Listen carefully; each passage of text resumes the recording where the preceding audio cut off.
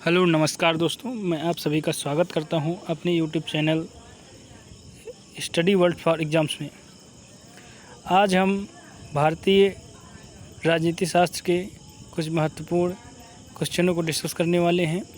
तो पॉलिटी के कुछ महत्वपूर्ण क्वेश्चन को डिस्कस करने वाले हैं। तो आप सभी लोग ध्यान से इन क्वेश्चनों को पढ़िए और अपने दोस्तों के साथ शेयर कीजिए, लाइक कीजिए और वीडियो पसंद आए तो चैनल भी सब्सक्राइब कीजिए और वीडियो के नीचे कोई क्वेरी हो तो कमेंट ज़रूर कीजिए। तो चलिए शुरू करते हैं। पहला क्वेश्चन,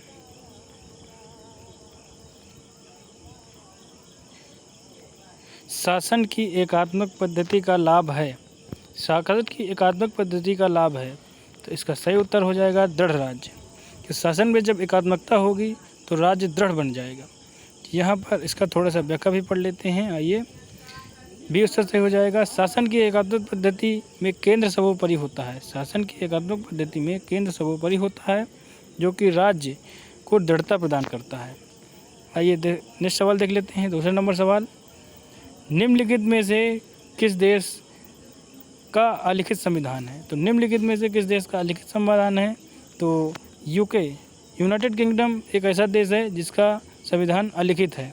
इसका बी उत्तर सही हो जाएगा। आइए व्याख्या थोड़ी पढ़ लेते हैं। यूके ब्रिटेन का संविधान अलिखित संविधान है। यहाँ संसदीय परंपराओं के आधार पर शासन होता है। यूएसए और पाकिस्तान अथवा भारत का संविधान लिखित है। तो यूके ब्रिटेन का संविधान एक अलिखित संविधान है। यहाँ पर शासन संसदीय परंपराओं के आधार पर है। तो भारत में तो संविधान सर्वोच्च है, लेकिन यूके में संसद सर्वोच्च है। अगले सवाल पे आ जाते हैं। सवाल नंबर 3 पे आ जाते हैं।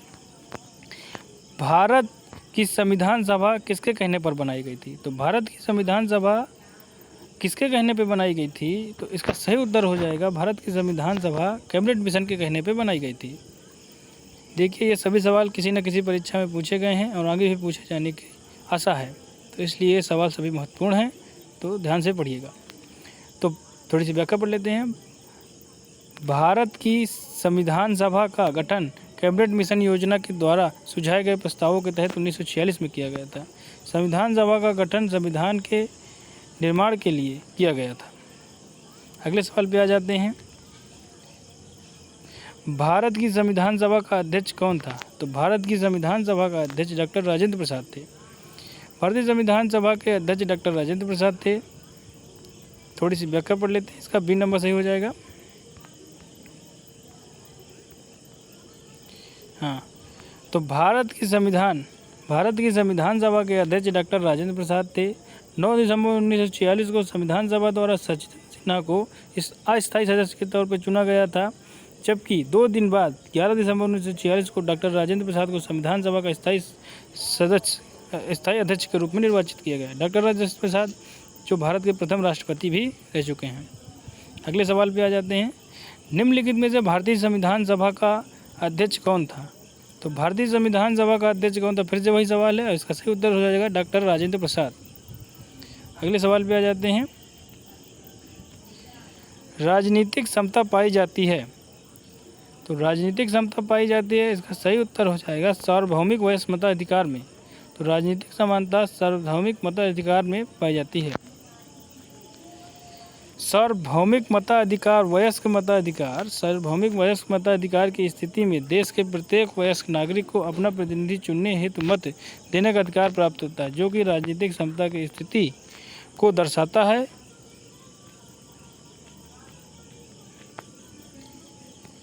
धर्मनिरपेक्ष राज्य किसे कहते हैं। तो धर्मनिरपेक्ष राज्य उसे कहते हैं जिस देश का कोई अपना धर्म नहीं होता है। तो धर्मनिरपेक्ष राज्य जिसका कोई अपना धर्म ना हो। धर्मनिरपेक्ष राज्य उसको कहते हैं जिसका कोई अपना धर्म नहीं होता, वो सभी धर्मों को समान रूप से मानता है या फिर नहीं मानता है, लेकिन उसका कोई अपना धर्म नहीं होता।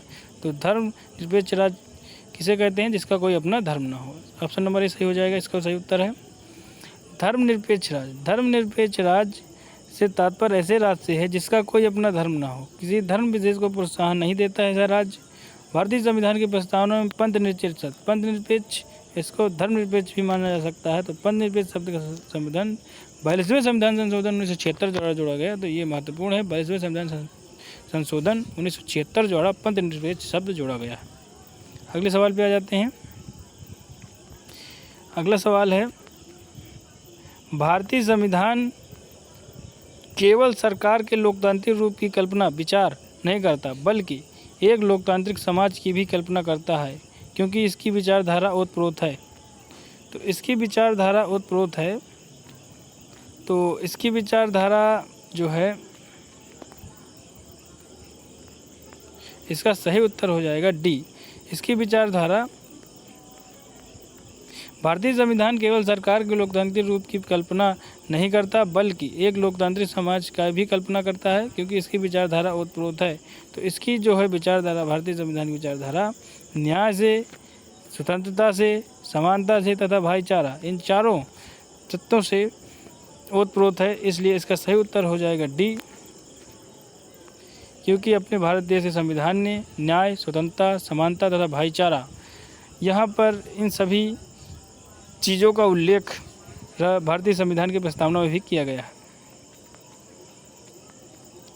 भारतीय संविधान की प्रस्तावना केवल सरकार के लोकतांत्रिक रूप की ही कल्पना नहीं करती, बल्कि एक लोकतांत्रिक समाज की भी कल्पना करती है, क्योंकि यह न्याय, स्वतंत्रता, समानता एवं बंधुत्व, भाईचारा की विचारधारा से ओतप्रोत है। अगला सवाल आ जाता है,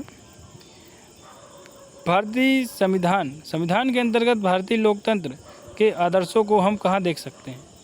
तो संविधान के अंतर्गत भारतीय लोकतंत्र के आदर्शों को हम कहाँ देख सकते हैं?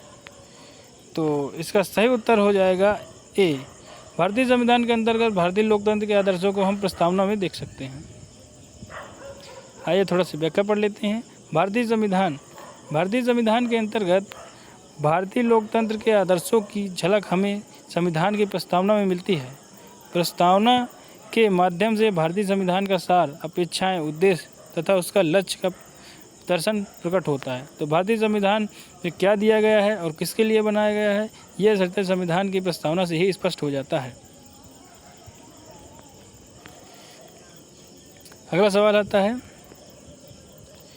भारतीय संविधान की प्रस्तावना में भारत के निम्नलिखित में से किस रूप में घोषित किया गया है? तो भारतीय संविधान की प्रस्तावना में भारत को किस रूप में दर्शाया गया है? तो भारतीय संविधान की प्रस्तावना में भारत को एक प्रभुता संपन्न, समाजवादी, पंथनिरपेक्ष तथा लोकतांत्रिक गणराज्य के रूप में दर्शाया गया है। तो भारतीय संविधान की प्रस्तावना में भारत को निम्नलिखित में से किस रूप में घोषित किया गया है? तो भारत को एक प्रभुता संपन्न, समाजवादी, पंथनिरपेक्ष, लोकतांत्रिक गणराज्य के रूप में संबोधित या प्रस्तावित किया गया है। इसकी व्याख्या पढ़ लेते हैं। 26 जनवरी 1950 को संविधान लागू होने के समय संविधान की प्रस्तावना में भारत को एक प्रभुता संपन्न, समाजवादी, पंथनिरपेक्ष, लोकतंत्रात्मक गणराज्य घोषित किया गया है। ध्यातव्य है कि मूल संविधान की प्रस्तावना में समाजवादी, पंथनिरपेक्ष और अखंडता जैसे शब्दों अखंडता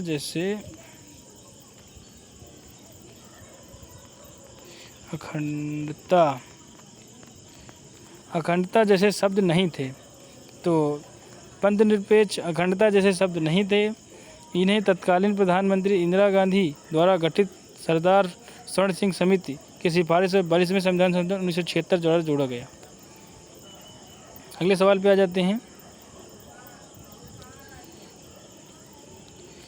भारतीय गणतंत्र की यथार्थ संवैधानिक स्थिति 26 जनवरी 1950 को संविधान लागू होने के समय क्या थी? तो भारतीय गणतंत्र की यथार्थ संवैधानिक स्थिति 26 जनवरी 1950 को संविधान लागू होने के समय क्या थी? तो इसका सही उत्तर हो जाएगा बी, एक प्रभुता संपन्न प्रजातांत्रिक गणतंत्र के रूप में थी संविधान लागू होने के समय। 12 नंबर सवाल पे आ जाते हैं। भारतीय संविधान की प्रस्तावना में निम्नलिखित में से वह शब्द कौन सा है जिसकी समावेशन 42वें संविधान संशोधन 1976 के माध्यम से नहीं किया गया? तो देखिए, समाजवादी शब्द, पंथनिरपेक्ष शब्द, और तो 42वें संविधान संशोधन 1976 के द्वारा समाजवादी, पंथनिरपेक्ष शब्द तो जोड़े गए, लेकिन गरिमा और निष्ठा ये दोनों शब्द नहीं जोड़े गए। तो इसका सही उत्तर हो जाएगा सी एंड डी, ये दोनों शब्द 42वें संविधान संशोधन 1976 द्वारा भारतीय संविधान में नहीं जोड़े गए। 13वां सवाल है, भारतीय संविधान की प्रस्तावना में भारत को कहा गया है। भारतीय संविधान की प्रस्तावना में भारत को क्या कहा गया है? तो इसका सही उत्तर हो जाएगा ऑप्शन डी, सर्वसत्ताधारी, समाजवादी, पंथनिरपेक्ष तथा लोकतांत्रिक गणराज्य।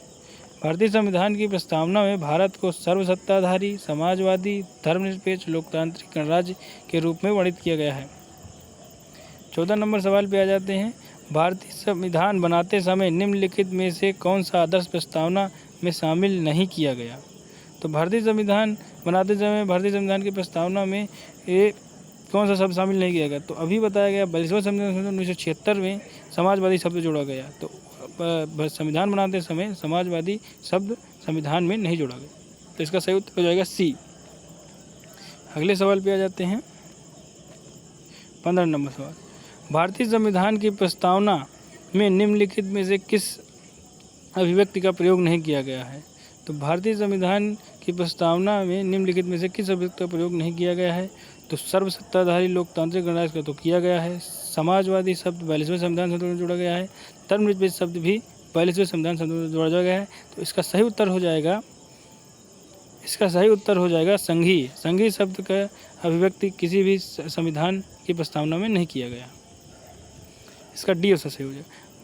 भारतीय संविधान की प्रस्तावना में संघीय शब्द का प्रयोग नहीं किया गया है, परंतु अनुच्छेद 1 के अंतर्गत भारत को राज्यों का संघ घोषित किया गया है, जबकि प्रस्तावना में कहीं भी संघीय शब्द का प्रयोग नहीं किया गया है। अनुच्छेद 1 के अंतर्गत राज्यों का संघ भारत को कहा गया है।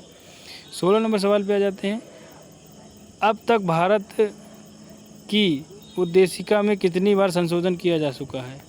तो अब तक भारत की उद्देशिका में कितनी बार संशोधन किया जा सकता है? तो इसका सही उत्तर है एक बार, क्योंकि 42वें संविधान संशोधन 1976 के द्वारा ही पंथनिरपेक्ष और धर्मनिरपेक्ष शब्द जोड़े गए हैं। तो भारतीय संविधान की उद्देशिका में एक बार संशोधन किया गया है।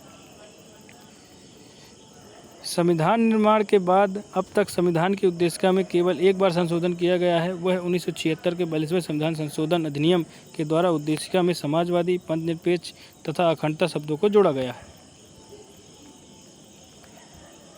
हमारे संविधान की प्रस्तावना में उल्लेख नहीं है। तो हमारे संविधान की प्रस्तावना में उल्लेख नहीं है। न्याय का है, वयस्क मताधिकार, भ्रातृत्व, प्रतिष्ठा की समानता। तो देखो, भ्रातृत्व भाईचारे का भी उल्लेख है, न्याय का भी उल्लेख है, प्रतिष्ठा और सम्मान का भी उल्लेख है। तो हमारे संविधान की प्रस्तावना में वयस्क मताधिकार का उल्लेख नहीं है, जबकि एक राजनीतिक अधिकार है प्रत्येक वयस्क नागरिक का। तो आइए थोड़ा सा व्याख्या कर लेते हैं।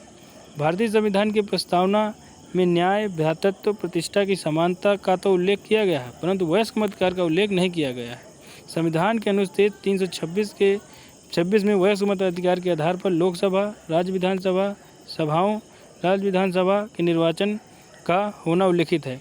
तो वयस्क मताधिकार तो भारतीय संविधान के अनुच्छेद 326 में दिया गया है, जिसके तहत आप लोकसभा, राज्यसभा पर निर्वाचन में भाग ले सकते हैं। यह एक राजनीतिक अधिकार है प्रत्येक वयस्क व्यक्ति का। संविधान निर्माताओं के मनोभाव और आदर्श प्रतिबिंबित होते हैं। तो संविधान निर्माताओं के मनोभाव और आदर्श प्रतिबिंबित होते हैं। भारत के संविधान की जो उद्देशिका है उसमें भारतीय संविधान निर्माताओं के मनोभाव और आदर्श को प्रतिबिंबित किया गया है।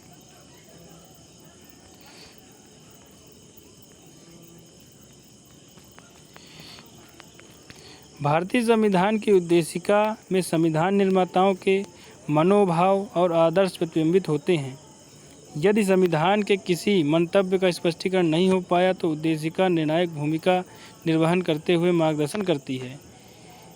इन री बेरूबारी यूनियन 1960 इन री बेरूबारी यूनियनवाद 1960 मामले में कहा गया है कि प्रस्तावना संविधान निर्माताओं के आशय को स्पष्ट करने वाली कुंजी है। तो इन री बेरूबारी यूनियन 1960 वाद में यह कहा गया है कि प्रस्तावना संविधान निर्माताओं के आशय को स्पष्ट करती है। अगले सवाल पे आ जाते हैं, भारत के संविधान में संघीय शब्द का प्रयोग कहाँ हुआ है? तो भारत के संविधान में संघीय शब्द का उपयोग संविधान में कहीं भी नहीं हुआ है, जबकि अनुच्छेद 1 में यह वर्णित है कि भारत राज्यों का संघ होगा, जबकि संघीय शब्द का प्रयोग भारत के संविधान में कहीं भी वर्णित नहीं है। भारत के संविधान में संघ फेडरेशन शब्द के स्थान पर अनुच्छेद के 1 के अंतर्गत राज्यों का संघ यूनियन ऑफ स्टेट्स शब्द का प्रयोग किया गया है, जबकि संघीय शब्द का प्रयोग भारत संविधान में कहीं भी वर्णित नहीं है। सवाल नंबर 20 पे आ जाते हैं। संविधान में सम्मिश्र संयोजित भारत का वर्णन निम्नलिखित में से किस प्रकार किया गया है? तो संविधान में सम्मिश्र संयोजित भारत का वर्णन निम्नलिखित में से किस प्रकार में किया गया? तो इसका सही उत्तर हो जाएगा राज्यों तथा संघ राज्य क्षेत्रों का एक परिसंघ है भारत। तो इसका सही उत्तर हो जाएगा सी उत्तर सही हो जाएगा। भारत को संविधान के अनुच्छेद 1(1) के अनुसार भारत अर्थात इंडिया राज्यों का संघ होगा, यह दर्शाया गया है। भारतीय संविधान के प्रारूप समिति के अध्यक्ष डॉक्टर भीमराव अंबेडकर के अनुसार यद्यपि संविधान की रचना परिसंघात्मक है, किंतु यह परिसंघ इकाइयों के बीच किसी समझौते का परिणाम नहीं है तथा किसी भी संगठित इकाई को उससे अलग होने का अधिकार नहीं। तो भारतीय संविधान को परिसंघ के रूप में तो दर्शाया गया है, लेकिन कोई भी राज्य अपनी मर्जी या बिना मर्जी से भी भारत से अलग नहीं हो सकता। यह संघात्मक स्वरूप का तो दिया गया है, लेकिन कोई भी राज्य अपनी मर्जी से भारत के राज्य क्षेत्र से अलग नहीं हो सकता है। यहाँ पर कहने का यह आशय है। तो यहीं पर वीडियो को समाप्त करते हैं। आशा होगा वीडियो सभी को पसंद आया होगा। वीडियो पसंद आया हो तो लाइक कीजिए, कमेंट कीजिए, शेयर कीजिए और चैनल को सब्सक्राइब करना बिल्कुल मत भूलिए। मिलते हैं अगले वीडियो पे, तब तक के लिए धन्यवाद।